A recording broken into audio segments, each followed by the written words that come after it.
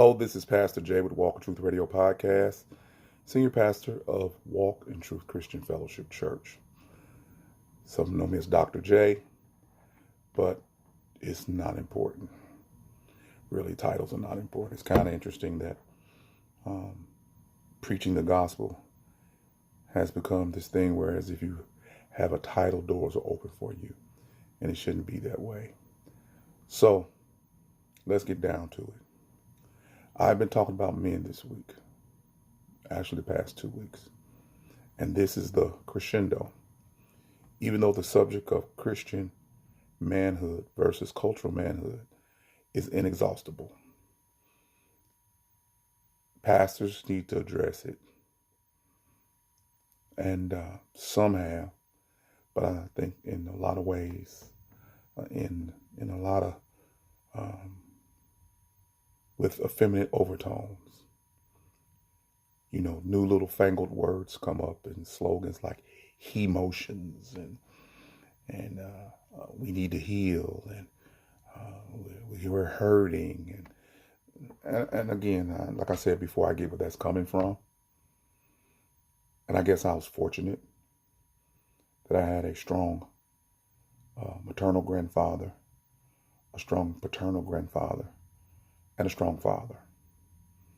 And I have a brother who's younger. And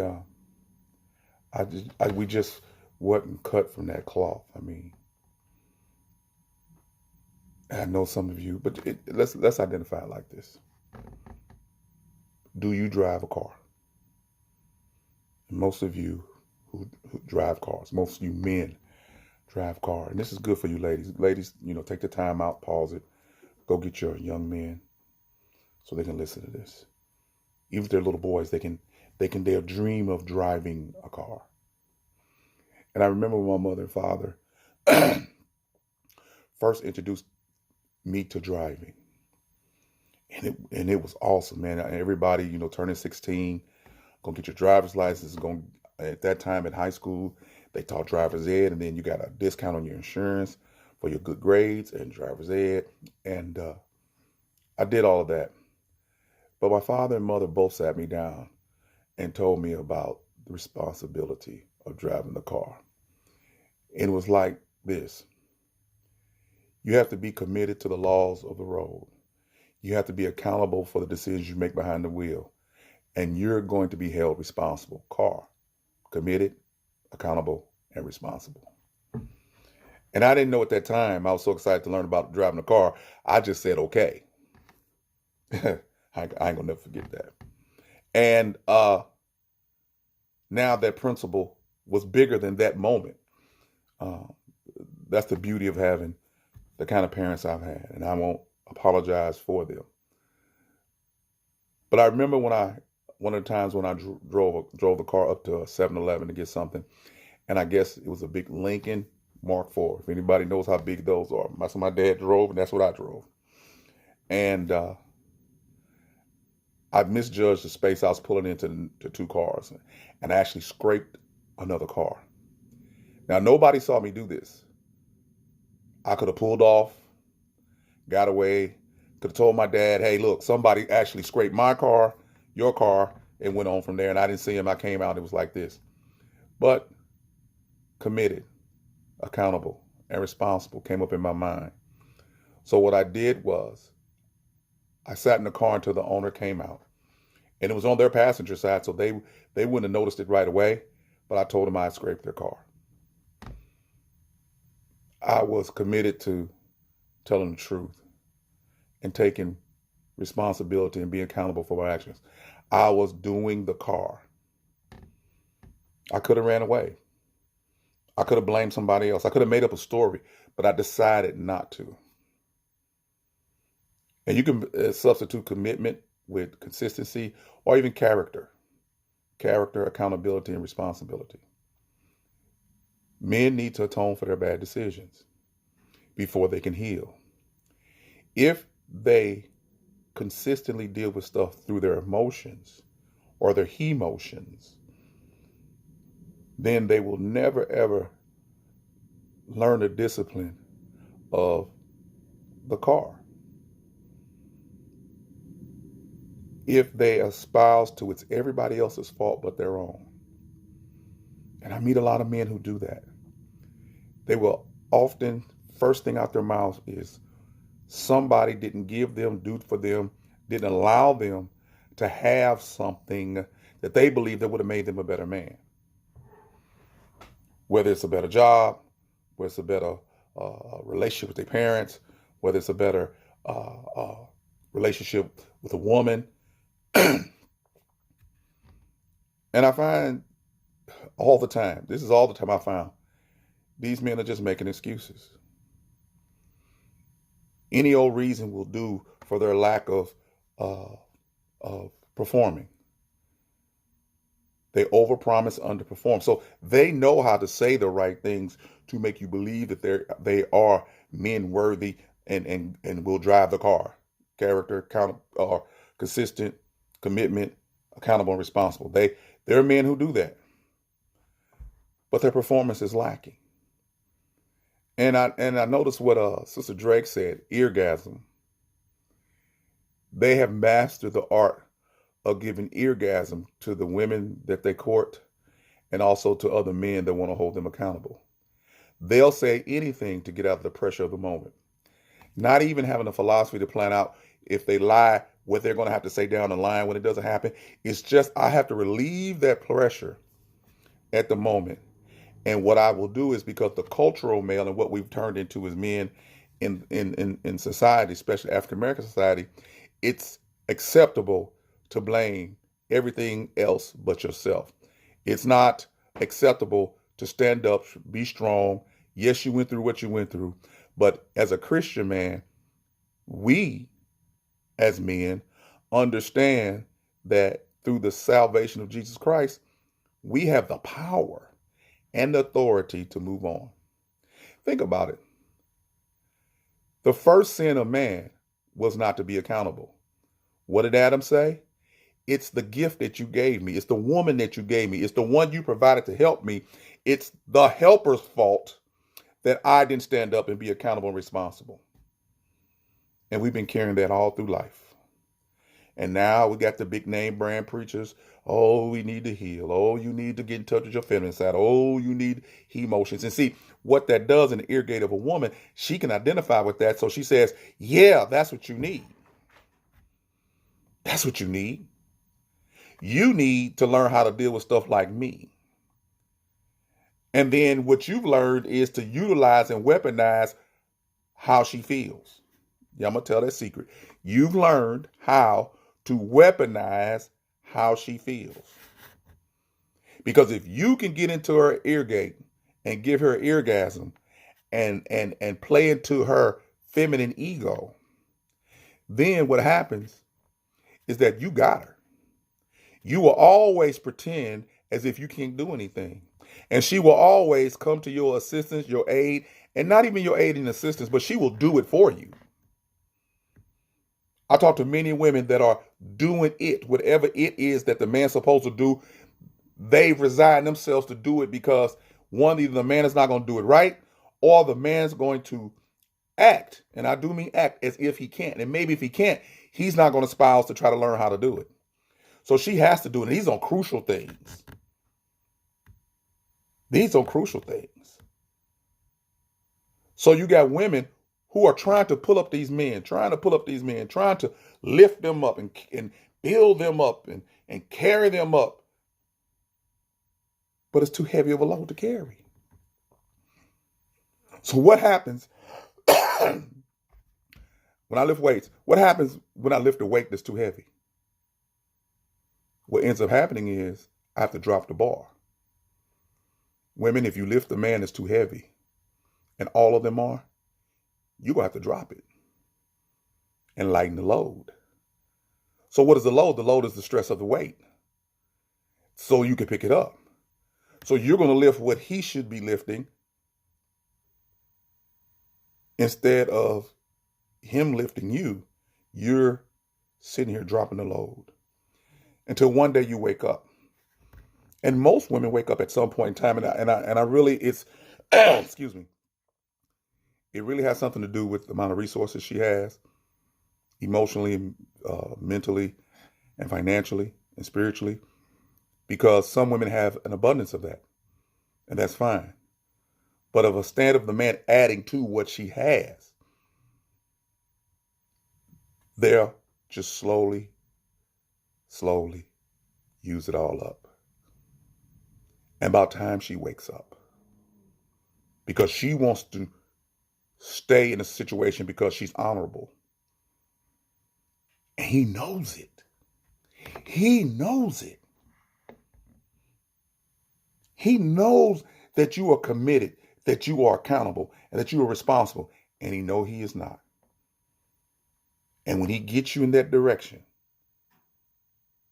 when he heads you down that road, you'll find yourself waking up one day and realizing that he's your son. That he's your son. And this is at what I would consider a critical level in my community. I'm not talking about a man being perfect. I'm not talking about a man making mistakes. I'm not even talking about a man who does things wrong. I'm talking about a man who, if he does do something wrong, he's going to be accountable for his actions and not blame a third party. I'm going to tell you a story. Me and my brother used to go through this. Our dad used to make us rake leaves. No, I'm going to back up. Let me back up. Let me give you another story first. I'm going to give you two stories. I'm 56. My brother's 48 or 49. So I am 8 years older than him. When I used to cut grass for the people in the neighborhood and make money, and I had a sister who's 7 years younger, so they're close. I'm further away. My mother and father used to make me take them with me to the park and stuff like that. And of course, I didn't want them to go. And they would walk behind us. You see the kind of the thing. The guys are walking up front. I got a little sister, a little brother walking behind. When I cut grass, I used to go to the corner store. And my dad started building in me the fact that I'm a sacrifice for my family. He would, no matter how much candy I would buy, he would make me give to my sister and brother. And then as I got older, as we became adults, he would say little things like this: never loan your sister and brother some money. If you do set up a loan with them, fine. But loan them money you can afford to lose, so you won't have no issues about money and you guys growing up. And guess what? I never have. We've never fell out over money. Matter of fact, me and my sister and brothers never fell out because we respect each other's boundaries. We are all committed, accountable, and responsible. Consistent, accountable, and responsible. And that's the one story. Then as I grew older, when I was a little, my sister used to be in kindergarten and I was like in fifth grade, and we used to walk home. And of course, my accountability was what? My father said, make sure your little sister gets home. But of course, I used to play with my friends, tell her to wait, lag behind, all that. She knew to go home. So after a while, my sister figured out how to go home. It wasn't that far, and we didn't cross any major streets. So my sister figured out how to go home. And one time I was playing with my friends, and my sister decided to walk home. But she couldn't get in the house because I had the key. So I don't know if the neighbor found her or she just waited, excuse me, till the neighbor came home. But the neighbor took her into the house. And that's the days that you can trust your neighbor, okay? Now imagine me. I've been playing with my friends. I finally get home. No sister. I go back up to the school. No sister. I run back home. No sister. Not thinking that she might be at the neighbor's house. Here comes dad. He comes home at 5 o'clock. Now, I've been looking for my sister since 4. First thing my dad say, where's your sister? I start crying. I don't know. Well, you know how that went. My dad, he didn't even let me put on my tennis shoes. He said, go find your sister right now. Well, one of the times I went back up to the school and came back, she was in the house. And my dad said, did you find your sister? And I said, no. And I was crying. And he gave me all the things that could happen to her. because I was not committed to being accountable and responsible for what he gave me. And you know how your little sister is. You didn't like her, but you loved her. At that moment, I would have done anything for her to just appear. And all of a sudden, the door opens. She walks out the door, and I'm sitting here crying. She said, "What's wrong with you?" And I just start hugging her. And then my dad didn't whoop me that time. What he did was let me think about what I had done, how I shirked my duties and responsibilities to my sister. Same thing as I grew up. I wasn't the best husband or the best father. And when I say that, I mean, I took financial care of my family. And again, I thought that was it. But till Jesus came into my life, I didn't know that there was a lot more. But my family, my daughter, my son, I was divorced from their mom, they never went without. They never went without. Um, but I had to be accountable and responsible for my actions. And today, even in Christ Jesus, being a pastor, I'm still dealing with the consequences of my decisions. Yeah, they don't go away. That they don't necessarily disappear. But when you start making better decisions, or let's do it like this: I'm 12, 13 years making better decisions for my life. Now, I made some good decisions financially, made some money, had some businesses, all of that. Okay, but I got out there too far. I know that my story is I know what it's like to gain the whole world and lose your soul. I'm just going to leave it at that. And God had to snatch me and put me away alone without all of that and take all that from me and start all over. And I had to trust in him. And with that, by me, a moment in time, not being accountable and responsible, committed to my family, I lost everything. I lost my daughter and her respect. But you can start making good decisions. And now, make a long story short, my daughter and my son respect me. My daughter seeks my advice. I have a new set of friends and family, which God said he promised. Some of the old still want to leave me with the jacket on that I had in the past. I get that. But the issue is that's not their decision. Yes, they can still hold me accountable, responsible, and not see the new me, not see the Christ in me, not see the things that I'm doing now. But that's to their detriment. You know what I'm saying? But I still have to live with that. I can't deny it. I can't blame them. I can't get upset with them. Men, you have to deal with your past. It's not about emotions. It's about the car.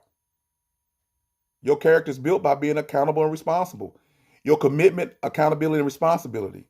Your consistency, accountability, and responsibility. That's how you become a man. Take responsibility for the decisions you make. At some point, it is because of the decisions you make. You can't keep riding on, and you in your 40s. What happened to you when you was 12 about what you didn't get, who did this to you, who did that to you. I am telling you, deal with it. Whatever you got to do, deal with it. But what decisions have you made after that actually magnified that situation that you were in? You mean from that decision, you keep making bad decisions from that thing that would happen to you. You have made bad decision after bad decision after bad decision, and you want some kind of sympathy, some kind of emotional welfare. You're not gonna get it from a real man. You're not gonna get it because God uniquely made us to carry the load. Think about this. Before God gave us a wife, he gave us some work to do. Dominion. Dominion. Take dominion. Subdue. What they got to do with emotions? Be accountable and responsible. Name the animals. Work. Eat. The Bible is written to men. The word men, not man, not the anthropological man, which could be mankind. I'm talking about men, brothers, sons. That's your book right there. And then you have the ultimate man in Jesus, who's the savior of your soul. He was a lamb and a lion. He could whip a whole group of people out the temple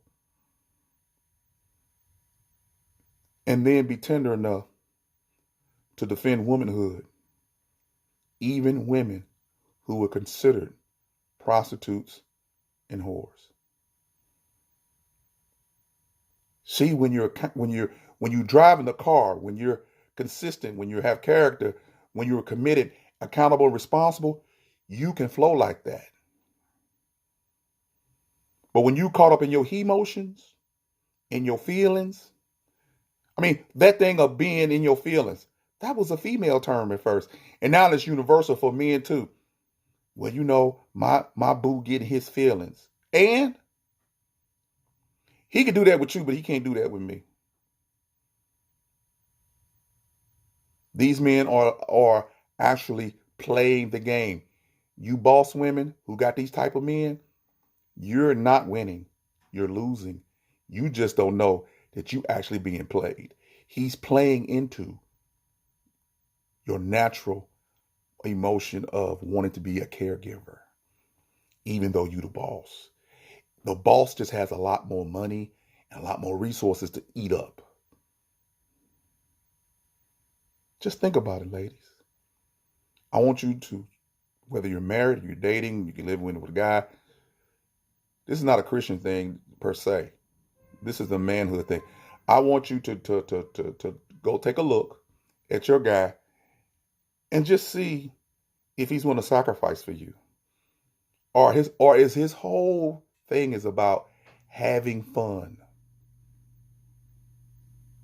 making sure that he's noticed. Why is he making sure that you're noticed? His pride should be in you. Or is it that I've seen this too? His pride is in you, is in you, even though you're taking care of him, and he fronts to the guys on how great you are, but he puts you down in private. I know you've seen that, sisters. He tells the guys how great you are and how much you got going on, but then in private, he don't appreciate what you got going on because he doesn't want you to rule over him. Let go of these little boys. They need to grow up. Draw the line in the sand, women and men who are dealing with these little boys. Make them make a choice. Don't be so concerned about his feelings versus his duty. And make him keep his word. And if he's always wearing somebody else's jersey, in your mind, wonder, why does he have his own? Why doesn't he have his own? I'm not talking about the football base. I'm not talking about athletically. I'm talking about why doesn't he have his own necessarily cheering section? Or does he just have a whole bunch of women taking care of him, from his sister, his mother, his wife, his aunties?